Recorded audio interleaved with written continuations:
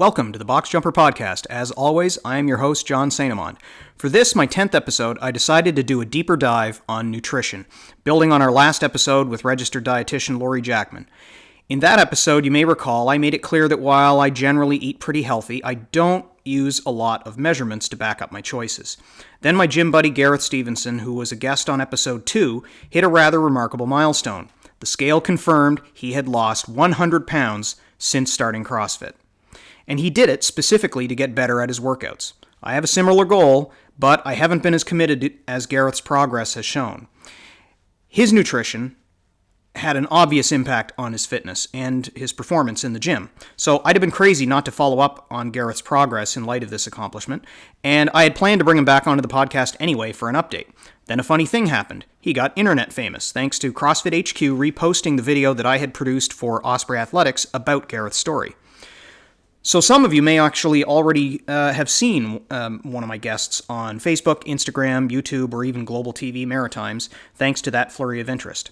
How did he do it? Well, it was a lot of hard work and a very specific approach to diet, which is why we are joined for this episode by his diet consultant on this journey, Monica Miller, who represents the Ideal Protein Diet, a keto-based diet system that helps clients zero in on burning fat. And in Gareth's case in particular, with discipline, it worked exceptionally well. So for this episode, we get serious about the science of macros by chatting about the Ideal Protein Diet with advisor Monica Miller and her web-famous client, Gareth Stephenson, who used this diet to help fuel change in his body, his mind, and his performance in the WOD.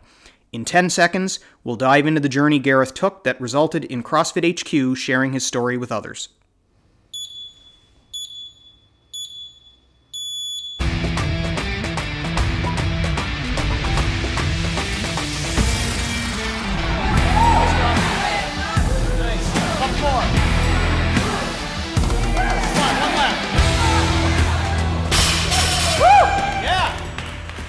I'm joined again by Gareth Stephenson. He was in episode 2 of the Box Jumper podcast when we talked about weight loss and achieving goals as you're going through the process of integrating fitness into your life. And Gareth has made tremendous progress since that time. And today we're joined by Monica, who has been an integral part of the process that Gareth has gone through and helped him achieve some of the fantastic results that we'll update you on over the course of the episode. So first of all, both of you, welcome. Gareth, you've changed dramatically since the last time we met, even though when we met you were already well on your way to achieving the goals that you had set out for yourself. I think when we last spoke back in March for episode 2, you had lost 30, 35, 40 pounds at that point. 35, yeah. And it was just, you were throwing yourself into the CrossFit community, and the community was embracing you and trying to give you as much support as possible. Tell us what happened after that point. What made you continue that progress, and were there some highs and lows along the way, and where'd you go from there? Yeah, so back in March, basically what happened was I felt like I hit a plateau. I had lost 35 pounds, but weeks afterwards I still kept hovering at 35 pounds lost. Right. So I was trying to figure out whether or not it was just my diet or whether or not it was how hard I was going in at CrossFit, and maybe I wasn't going as often. So actually the first thing I decided to change was to go from 3 days a week to 5 days a week, and then eventually I stepped up to 6 days a week. Right. But it wasn't until later on then got to talking about diet that did I decide to switch to diet just to see whether or not it would help. Because I didn't expect it to at first. Right. I wasn't sure what would be the result. So that's when I ended up speaking to Monica about it. And so you went right to getting help with your diet as opposed to just experimentation as you were dipping your toe in there. Because I honestly don't. When it comes to nutrition, I'm completely lost. So right, as most of us are. Yeah, but also around the same time is when I started taking more responsibility for my diet in terms of what I would eat versus just whatever was available, whatever was cooked or left over. Yeah. And then when we spoke to Monica, we were doing the Ideal Protein Diet right away, but it wasn't just the Ideal Protein Diet. It was a modified version, as you described it. Yeah. Right. And then from there, I think my first weigh-in, I lost like 14 pounds in 10 days or something. Holy. And afterwards, it was usually around average, maybe like 3 to 4 pounds every week. Yeah.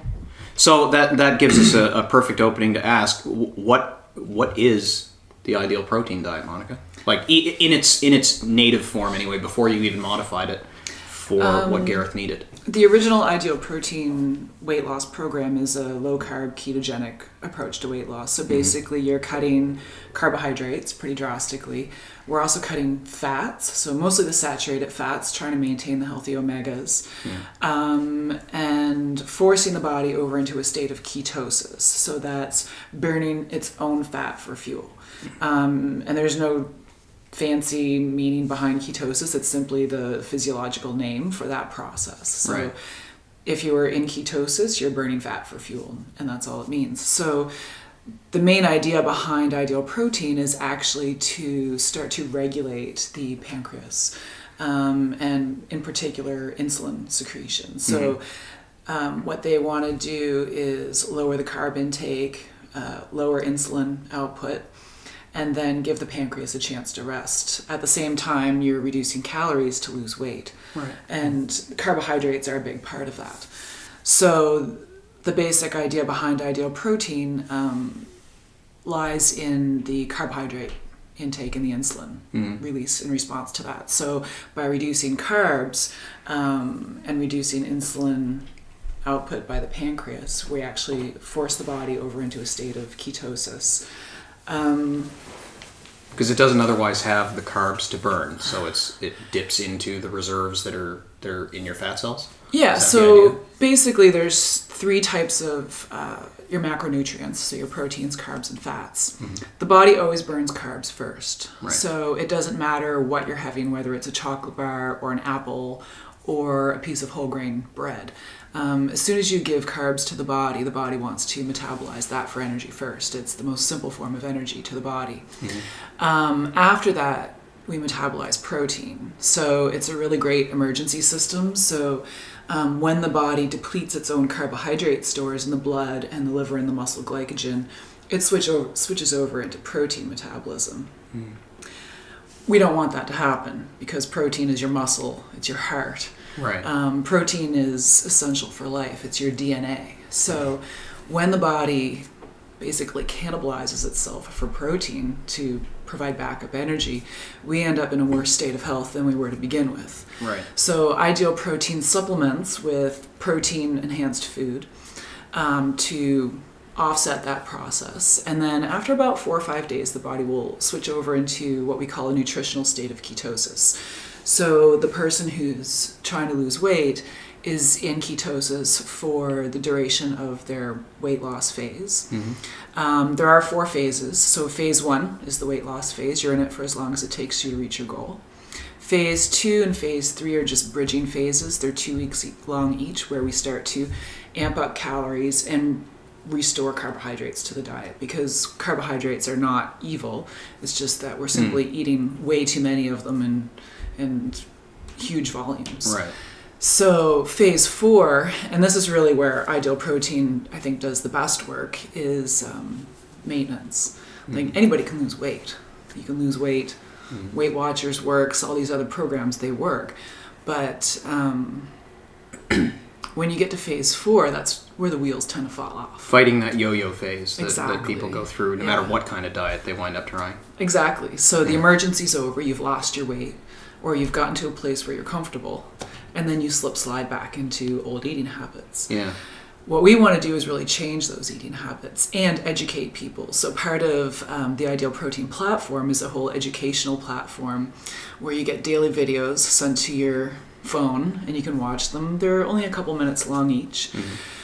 And they deal with everything from what is ketosis, what can you expect in your first few weeks, how can you handle social situations, how to read nutrition labels. So there's a really huge education component that's part of it. Right. And we continue that with weekly mandatory coaching. So once a week, Gareth would come in and we'll sit down for about 20 minutes and if he has any questions or if there are any issues that maybe came up the week before, because that's pretty normal. People run into situations they're not quite sure how they're going to handle it and stick with the program. Right.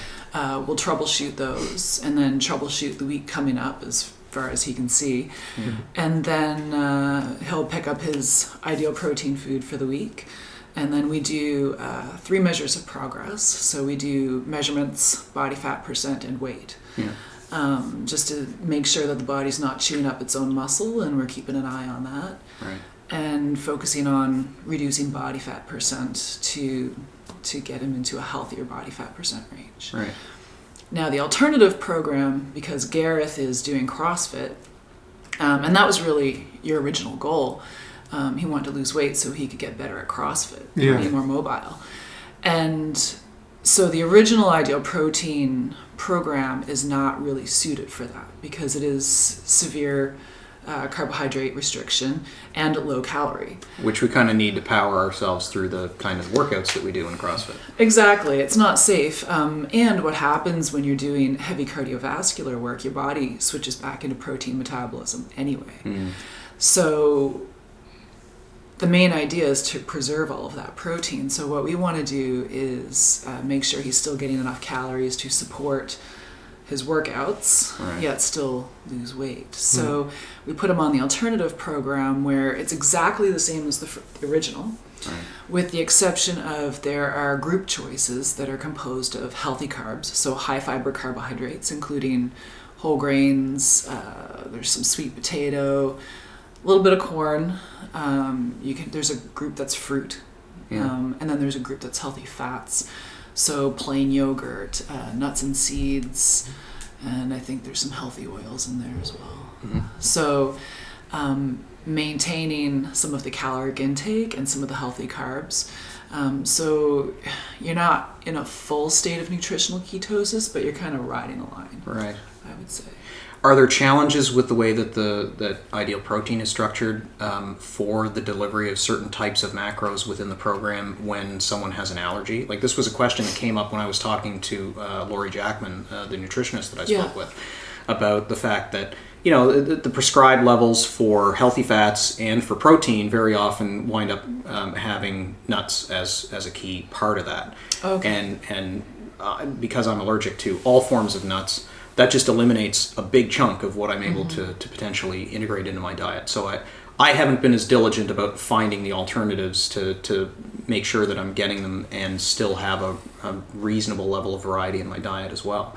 Mm-hmm. Do allergies wind up potentially challenging some of the components of the diet that you deliver, whether it's an allergy to fish or whether it's an allergy to something like nuts? Or, God forbid, like in my case, both?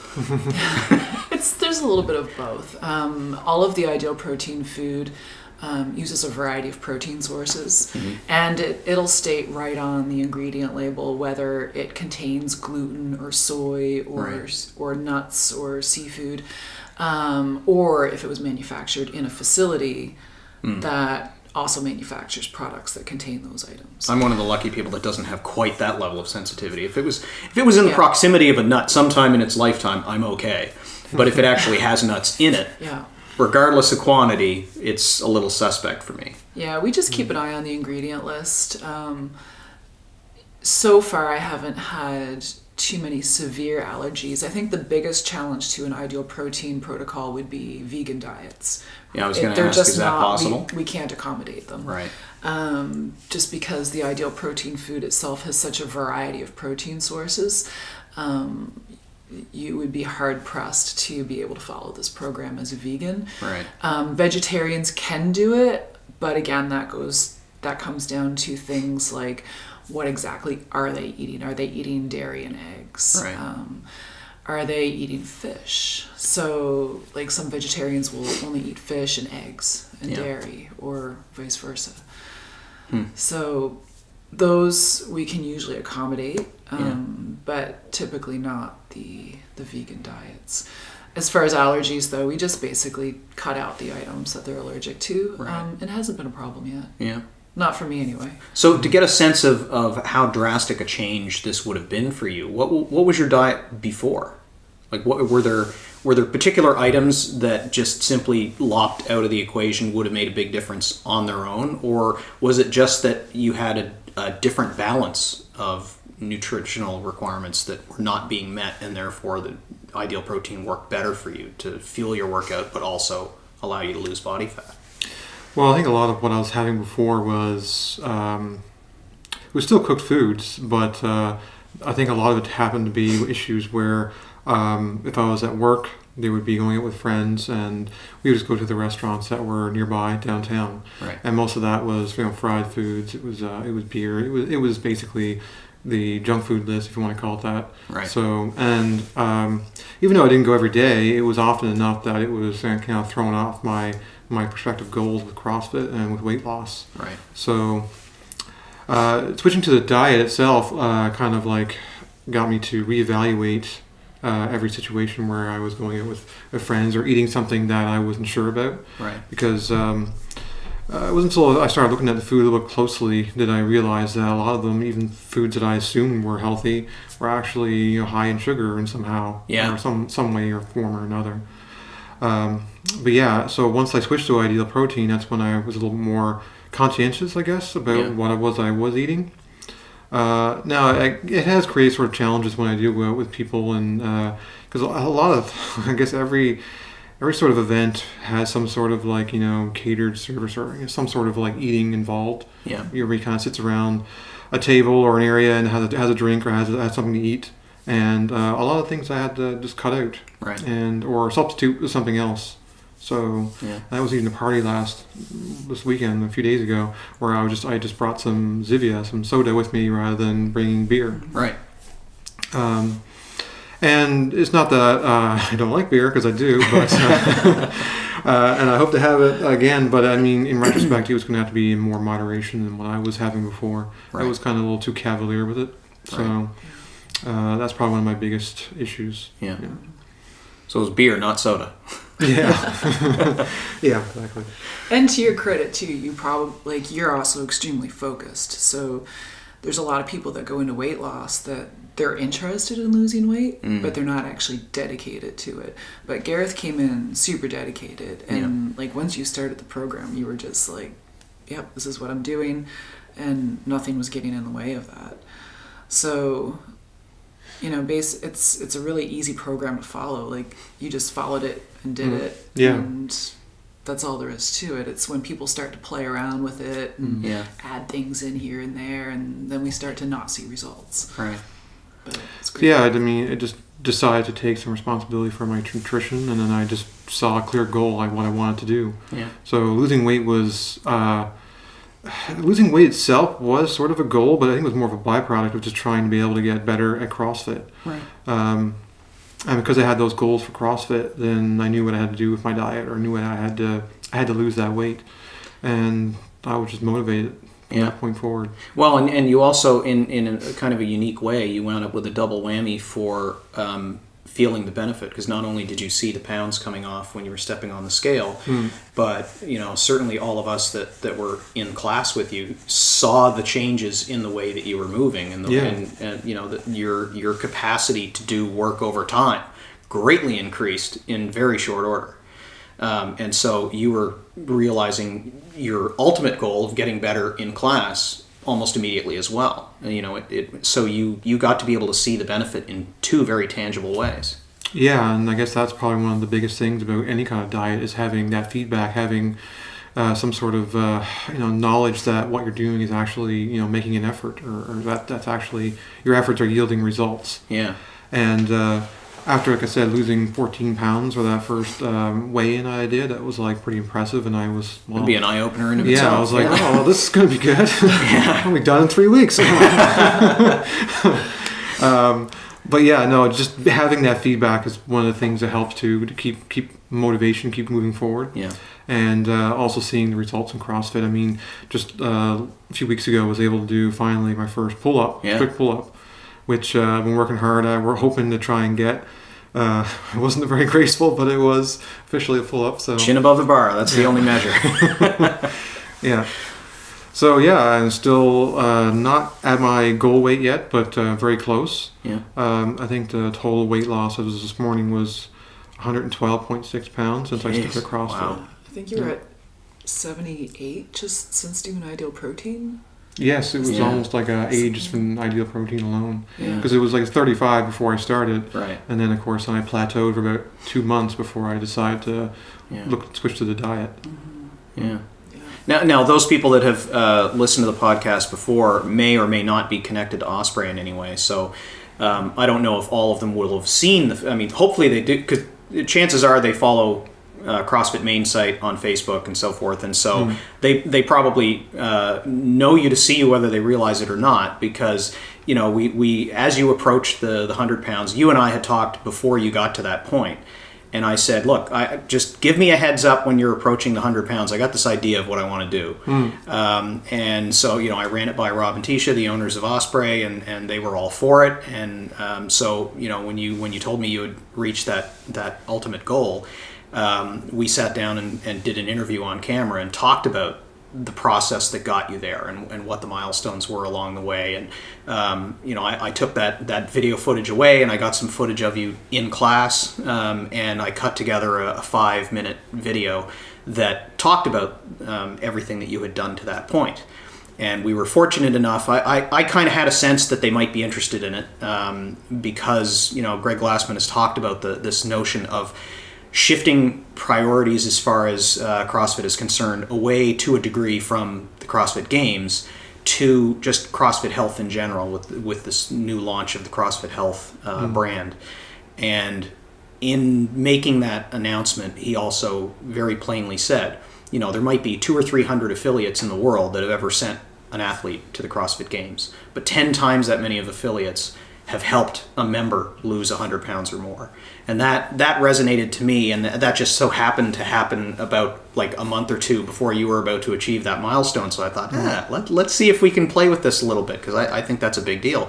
So CrossFit main site picked up our video and wound up reposting it themselves. So you wound up with a little bit of internet infamy with your achievement, and there were 60,000 views of the video across Facebook and Instagram, and then of course Global TV here in Halifax picked it up as well and had you on, and their video generated 10 times as many views as their videos conventionally seem to reach. Has this process changed you in any way? Like, are you thinking differently about where you're headed with it, or are you just still very much focused on the goal that you've had all along? I'm still very much focused on the goal I have all along. It's all about just being able to do all movements that are prescribed in CrossFit. Now, whether or not I do them to the volume or to the scale, that's something else. But like being able to do a muscle up is probably my next kind of unofficial goal that I set for myself. But yeah, having all this sort of publicity around it, I just never expected that. Right. And I thought it'd be a good idea for other people that may be in the same boat as I was, to see that, maybe draw some inspiration from it, and maybe it helps them kickstart their fitness goals.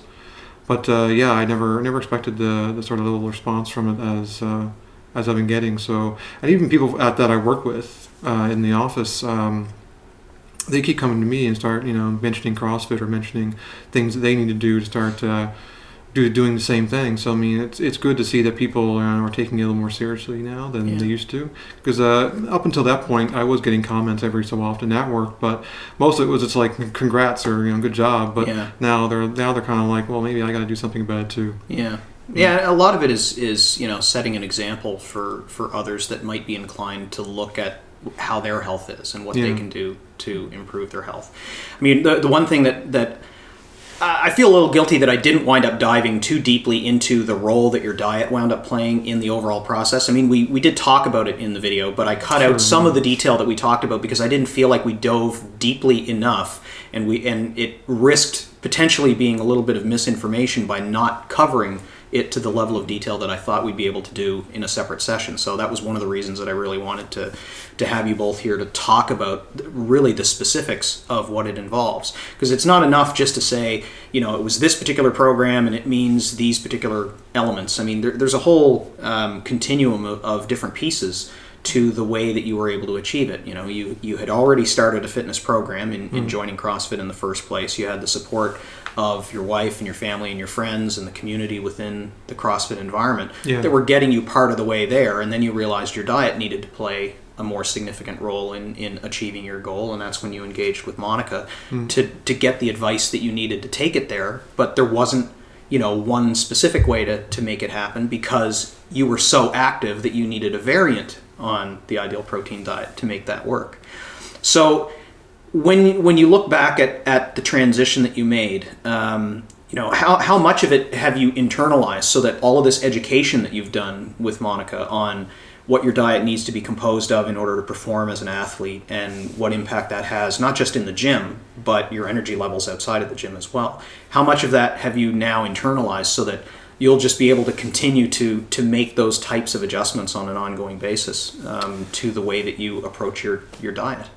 A lot of the information I'm taking to heart for sure, and when it comes to just picking foods to eat, and like even when I mentioned when I went out the other night, I get to look at it and think, well, I could have a beer now, but at the same time, I kind of feel guilty for doing it. I'm not as enthused about having that extra drink because it's just, it's going to set me for my overall goals. Yeah. So there are things like that come to mind, but I'm still still learning more about nutrition, because I feel like I don't know anything about it. I feel like when I got out of high school, I just, had no clue about nutrition, no clue about, fitness or anything like that, and just went with it. And then as years go by, without that sort of responsibility being taken for it, you just start gaining weight. Well, and the principal challenge I think that we all face is that when we come out of our younger years, our body and the mechanics of our body, they're running like a Ferrari. Like everything is just, doesn't matter what you eat.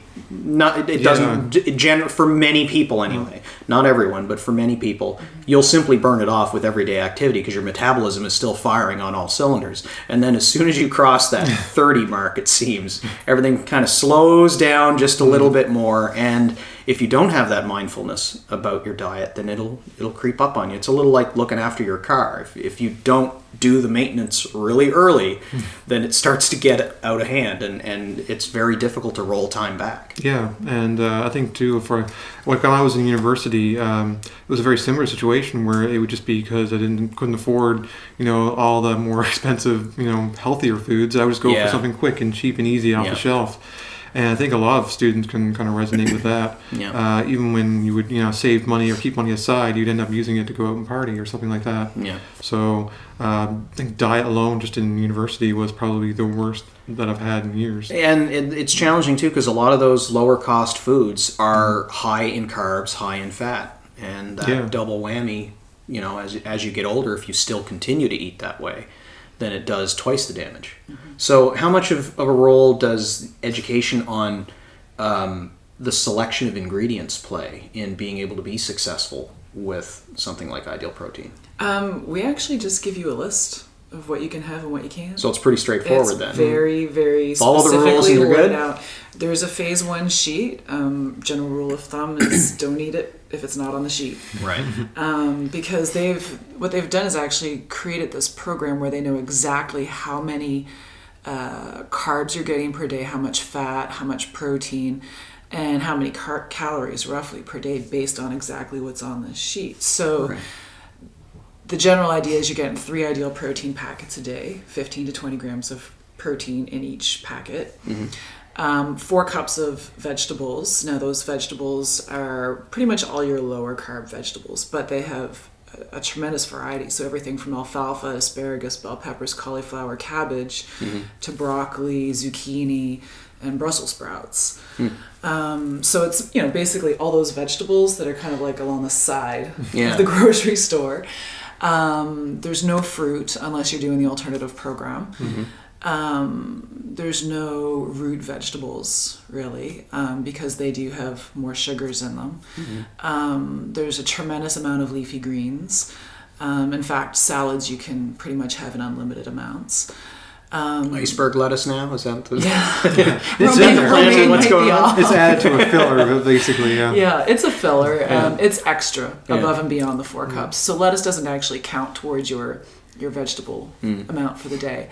And then they've made one meal a day where you can sit down with your friends or your family and everyone can share that meal. So it's 8 ounces of lean protein with 2 of the 4 cups of vegetables, and then a snack item. Right. 2 liters of water. There's an oil component to help with bile secretion from the gallbladder, and then mandatory supplementation as well, because they recognize they're cutting out a lot of stuff that's necessary for optimal body function and organ function. So we're supplementing with multivitamin, omega-3, calcium, magnesium, and in the regular phase 1 with a potassium citrate as well. And the list of vegetables, I think, is actually pretty long. It's just that most people aren't always familiar with how to prepare them. True. The nice thing is people have go-to vegetables too. Like there's yeah. thousands available to you in the store and you still buy the same 4. Exactly. And most people buy the same 25 or 30 things every week at the grocery store. They don't tend to deviate. They pick what they like and what they're used to and what they're comfortable preparing. So, which is funny with the emphasis on variety in the workouts in CrossFit. You'd think we'd be a little bit more adventurous when it came to food. At the same time, it's like when you know you have to prepare it yourself. True. A little less. Because I love the vegetables and just like, I hate chopping them. Yeah, or trying something new and having it not taste right or just not work out because you're learning the preparation side of things while you're doing it. Well, at the same time, I usually try to have a meal ready, and if I want to kind of deviate from my usual kind of regimen of foods, while I'm still maintaining the diet, I will try something smaller, and if I don't like it, I'll just have the food that I have in the fridge, that I prepared, a few days prior. Right. Yeah. Within a given phase, is the meal planning the same each day, regardless of whether it's a day that you plan to work out or not? Yep. It's at least as far as the ideal protein for the weight loss phase is. Right. So it's basically exactly how we just laid it out, very specific amounts, whether he's working out or not. There was one point we did experiment. We thought, well, let's add like an extra protein smoothie in there and see how it goes. And I think we did it for 2 weeks and there was a complete stall out on weight loss. Yeah. So it was literally just too many calories, I think, that we were having in addition to what he was already allowed to have. Right. So we kind of learned the hard way. Yeah, don't mess with the system. It's good the way it is. Yeah. And that was, I think, just more of a little experiment that we wanted to try to see if we could impact some of the muscle loss, because of course as Gareth's losing weight and huge volumes of weight, he's losing muscle as well, which is normal because he's shrinking. Right. His body's carrying around less weight on a moment by moment basis. So we thought, well, maybe we can slow that down because you were already doing BCAAs. So we thought maybe it'll help if we add another protein. So that didn't work out so well. But everything that's laid out on the phase 1 sheet, you just basically follow it from start to finish of phase 1. And then phase 4 is where you get a lot more freedom. So that's the maintenance phase. And I think that's actually where the coaching gets even more important, because that's when you're not just eating what we tell you to eat, you're eating what you want. But now you're trying to figure out, okay, how much should I be having of all of this? And not start gaining the weight back. And so in that maintenance phase, is there still portion control guidance? A little bit. My general rule of thumb that I tell people is basically do what you were doing, but we're going to start to add this much in, say, the first week of maintenance. Maybe we'll add a little bit more of this in. Right. And then the second week we'll add a little bit more of that in. And then now for Gareth, what we're going to do is also get him working with Morgan at the gym, because a diet to build muscle is going to look quite a bit different than a diet to lose weight. Right. So once we get into maintenance, we'll continue with the education portion on how to maintain the weight loss, but then start to transition into eating for muscle gains. Right. because they're two very different processes in the body. You've got anabolic and catabolic processes that just don't mesh at the same time. Right. Yeah, and for those that are wondering, I mean, we're name dropping here people that we know at the gym that not everyone will know. Morgan Seaman is one of the trainers at Osprey CrossFit, and she's also a weightlifter, and she provides nutritional advice for many of the athletes at the gym, particularly around strength building. And so that's sort of what Gareth is looking at as potentially another phase of his overall process. And I've known several other athletes that have worked with Morgan on that same sort of program, and it's worked really well. And actually, your wife Hannah has worked with Morgan. Yes, and that's kind of where I want to keep going with the goal of getting better at CrossFit, was to put muscle on. But I was obviously not go to an extreme, but sort of put back the muscle that I lost during the weight loss program. Right.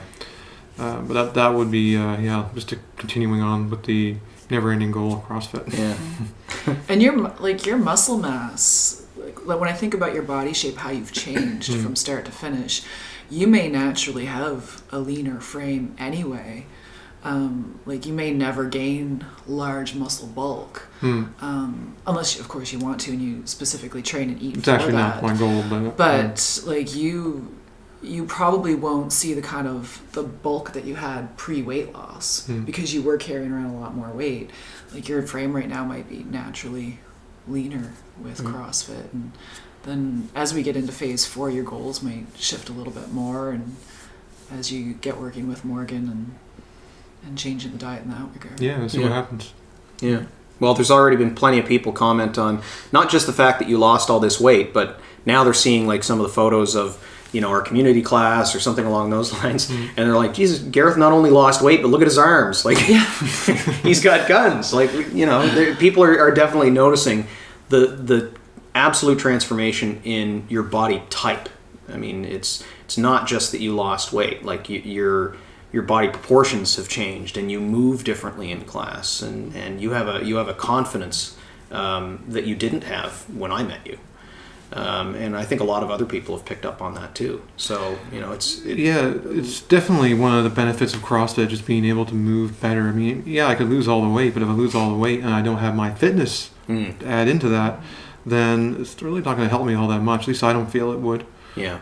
But so having that CrossFit, having that element is being able to being able to move better in general.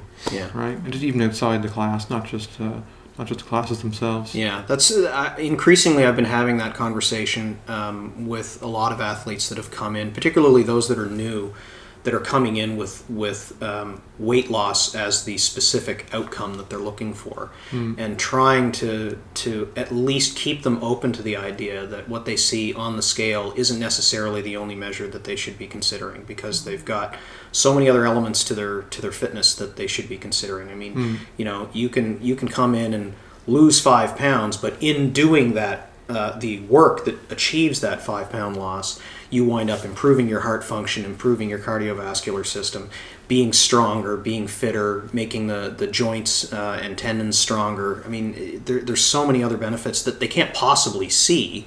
They might be able to feel it and intuitively understand the benefits that they're gaining.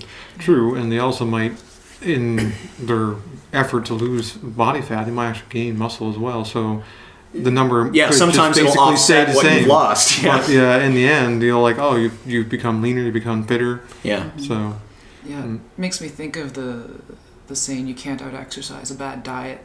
Yeah. So most of the top athletes, any athlete really, will tell you 80 to 90% of what they do is diet. Yeah. The rest of it is training and technique. But if you're not eating to support that, then you're kind of throwing good money after bad. Yeah. Or what is it? Throw the water out. Baby out with the bathwater. Yeah. Yeah. Yeah. The connection between fitness and health.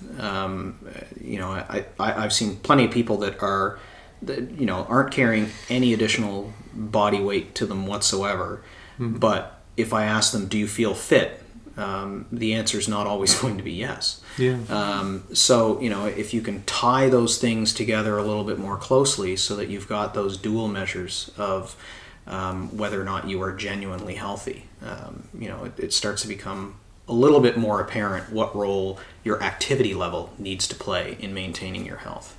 It's also the type of activity as well. In fact, I was speaking with Richard just today on the way out of class, and he was saying that he switched over to do more of the Olympic weightlifting program and less of CrossFit. And he said he found that when he came into CrossFit today, his cardiovascular level has taken a hit. Yeah. And he's found it a little bit harder. So he's like thinking about shifting a little bit more back to CrossFit again. Right.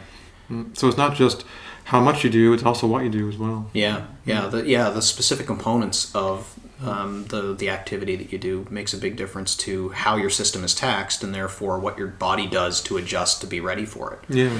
So you can get a lot stronger and still get winded doing 10 burpees. Or you can do 10 burpees and blitz through them and not be able to lift any weight. So it's finding some little balance between those two that fits your overall goals. That's kind of where I think most people are headed. True, and CrossFit does actually incorporate all those elements into the workouts, right? Yeah. So you're getting a whole variety, but in this particular instance, you were just talking about pure weightlifting on its own. Yeah, the different modal domains that are used in CrossFit and the different measures of, moving, it's just work capacity and time. So whether you're moving a significant amount of weight over a short period, doing it quickly, or whether it's being able to, do something that's more endurance related, or some combination. I mean, just about everything winds up coming up at some point. So you wind up having to be fairly balanced in your approach, and you wind up with so much variety that your system doesn't know how to react. So you're just ready for anything at all times, which I personally kind of like. Yeah, me too. Well, so if someone wanted to get involved in Ideal Protein, whether they're in Halifax, making it really easy to consult with you, or whether they're not, how does someone get started on a program like that? It probably depends on where you are. So Ideal Protein is a Canadian-based company. They're based out of Gatineau, Quebec. All of the healthcare centers, all of the diet centers are run through healthcare professionals in Canada, and the U.S. In the U.S., doctors and nurses will often run the diet centers. In Canada, we tend to see it more with independent people like myself. So I'm a massage therapist by training. Right. I'm not a nutritionist or dietitian by any means, but because of my healthcare background and the education that I have, they elect to work with people, often chiropractors, naturopaths, other massage therapists as well, and pharmacies in Canada, because they also tend to see the people who need help the most. So people that are coming in, they're on metformin for diabetes or blood pressure medication, and these people need to lose weight. And similar to CrossFit with their stated goal with improving lifestyle, Ideal Protein really wants to change metabolic syndrome in particular. So one thing that I didn't mention before with the insulin release is I'm just kind of deviating here. That's okay. I'm just kind of, my brain's like jumping all over the place. But a secondary role of insulin is actually to create and store fat in the body. Right. So when we have too much insulin, it instantly just shoves sugars and fats into those fat cells and keeps it there. Which is the big crusade that CrossFit as an organization is on, because of Big Soda and the really high sugar products that are just marketed like crazy to absolutely everybody, and they're dirt cheap, so people wind up drinking more Coca-Cola than they drink water. Well, Coca-Cola, I have a picture. I was at the grocery store one day. It was 99 cents for a 2-liter bottle of Pepsi, and it was $1.29 for 500 mils of water. I was like, this is not possible. There's sugar and water in this, but it's cheaper than just the water on its own. And it's a huge problem, and a lot of it is that people really just don't understand food, and because of our grab and go lifestyles, the food industry has made it really easy, like McDonald's, Tim Hortons, Wendy's, A&W. I mean, I love A&W burgers, but they're not healthy. Although they do have a vegan burger now, so there you go. But people we've really gotten away from learning about food and how to prepare it. And so that's a big portion, I think, behind what Gareth's learning is, what you can have to maintain your weight loss, how to prepare it, and how to make interesting meals that you're actually going to enjoy over the long term. But Ideal Protein, to kind of get back to your question, can be found with a lot of different healthcare professionals. You can go to their website, idealprotein.com, and you can do a search in your area for the closest diet center. Okay. Everybody is fairly independent. They provide all the training for their diet centers. Right. But I would even just shop around, go online. There's some really great Facebook pages where you can ask, who's in this area and who would you recommend? Right. Like if you've done the program, find out if there's anybody that would refer their diet center. Yeah, and like anything, I mean, it sounds like it does establish a pretty long-term relationship for many people. So it's got to be somebody you want to work with. Yeah, and you have to trust the person to be there for you when you need them. Yeah. And also to provide the coaching. And unfortunately, there are some diet centers that just don't provide the coaching. That you walk in, you jump on a scale, you get your food, and you walk out the door. That's actually an unfortunate experience that my own mother has had at the diet center near where she lives. But the really good ones will invest the time and the energy into the coaching, because that's really where the success lies, is in the accountability, coming in for the weekly appointments, having somebody to talk to, even if it's just having a cheerleading section that, you know what, this person's in my corner and I can count on them to be there for me every week. And you know what, if there's a deviation from the program, it's okay. They're not going to freak out. It's not, we're all human. Yeah. So, we get you right back on the rails and get you refocused on your goal. Yeah. And unfortunately, sometimes it also means, well, maybe right now this isn't the program for you at this point. And sometimes we phase people off the weight loss program if they're not just in it right now. Right. Life happens, but we're going to be there. So, and I mean, that's happened with me recently. Somebody they just found it really hard with everything that was going on in their life, and they said, right now I'm just not focused on it. Which, if you're not focused on it, you're not dedicated to doing it, you're not going to be successful. Right.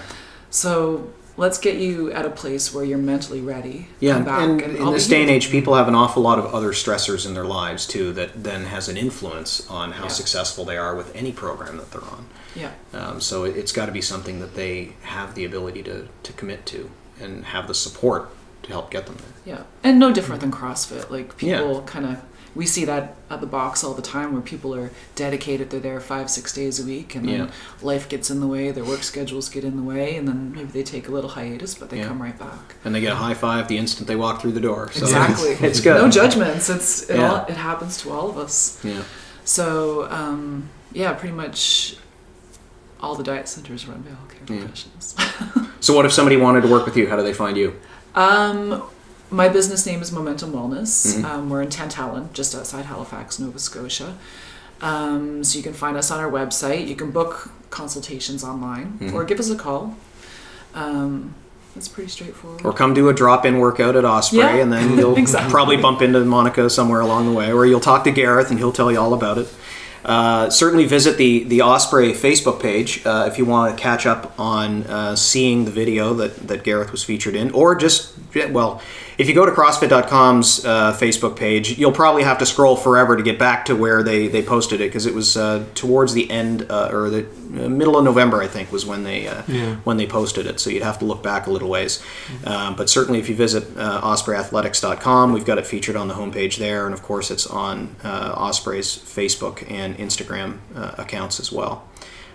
Gareth, Monica, thank you for coming to share more depth about how your whole story came together, and I'm glad that we were able to really talk through some of the details, because I really feel like people would benefit from understanding not just the name Ideal Protein, but what it really means and what kind of impact it can have on an athlete, particularly in circumstances like Gareth's, where a variant on the initial program had to be used in order to support the level of activity that he was trying to pursue. All right, thank you both. You're welcome. Thank you. Time has run out. I hope you were able to draw a bit of inspiration from what my guests had to say. Nutrition is the engine driving your performance, whether your goal is fat loss, strength, conditioning, muscle tone, joint health, endurance, or internal measures like blood pressure, heart rate, insulin, cholesterol, or relative body fat proportions. As Gareth found, many of those goals are interconnected. As he lost weight, his performance in the gym improved, his cardio endurance rose, his fat levels dropped. And he was happy because those were goals that he had set out for himself. With Monica's help, the Ideal Protein diet gave him a balance of nutrition that fueled his workouts while allowing him to make those measurable gains. If you haven't seen his video yet, I'll include a link to the video in the show notes for this episode on boxjumper.ca.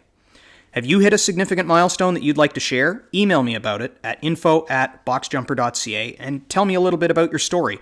Or post your story and tag boxjumperover40 on Facebook, Instagram, or Twitter. Please subscribe on your favorite podcasting platform so you get upcoming episodes automatically as I'm joined by more guests to talk about fitness and health. And if you like this episode, please write a review on iTunes. Ratings and especially reviews help others find the podcast and let them know what to expect and why they might like it too. I would love to see some iTunes reviews from our listeners of note in areas outside of Canada. I'm looking at you, UK, USA, Australia, and Germany. I know you're listening. The stats tell me so. Thanks for tuning in. My interviews with interesting folks from the fitness world have been coming fast and furious lately, so there's more episodes to come soon. Until then, stay healthy, WOD happy, and WOD often.